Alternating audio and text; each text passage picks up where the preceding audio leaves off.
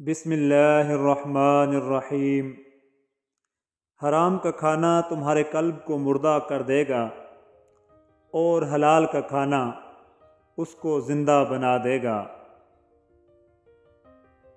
اگر تم دنیا کے دروازے سے منہ پھیر لو اور اللہ کے دروازے کی طرف منہ کر لو تو دنیا خود نکل کر تمہارے پاس آ جائے گی۔ جب حکمران جاہل، علماء بے عمل اور صوفیاء بے توکل ہو جائیں تو معاشرے بگڑ جاتے ہیں۔ اپنی موت کو یاد رکھنا تمام بھلائی اور سلامتی کی چابی ہے۔ اگر تم موت کو یاد کرو گے تو تمہارا لالچ کمزور ہو جائے گا اور امید کم ہو جائے گی۔ پھر تمہیں احساس ہوگا کہ ہم سب اللہ کے لیے ہیں۔ اگر دولت مند بننا چاہتے ہو تو دولت کی خواہش کو اپنے دل سے جلا دو۔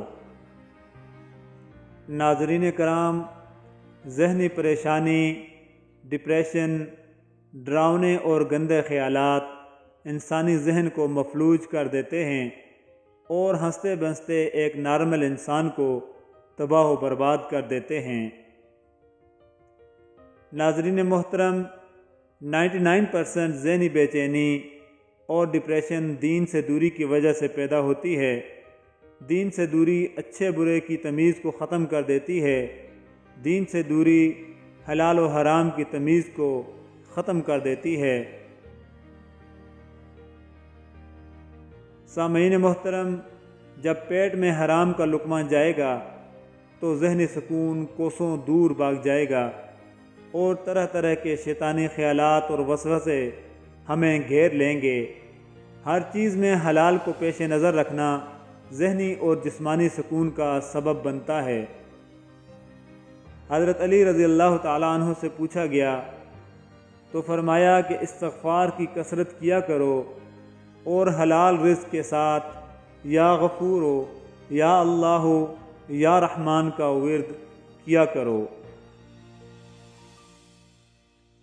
انسان مکان بدلتا ہے، رشتے بدلتا ہے، دوست بدلتا ہے، لیکن پھر بھی دکھی رہتا ہے کیونکہ وہ اپنا رویہ نہیں بدلتا۔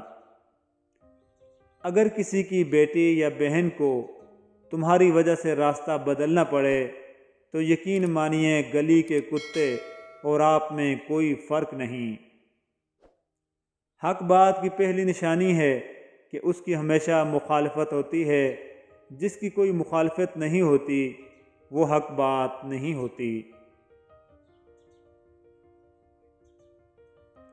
اگر تم اپنے تکبر کو توڑنا چاہتے ہو تو کسی غریب اور مفلس کو سلام کیا کرو۔ الفاظ ہی سب کچھ ہوتے ہیں، دل جیت بھی لیتے ہیں اور دل چیر بھی دیتے ہیں۔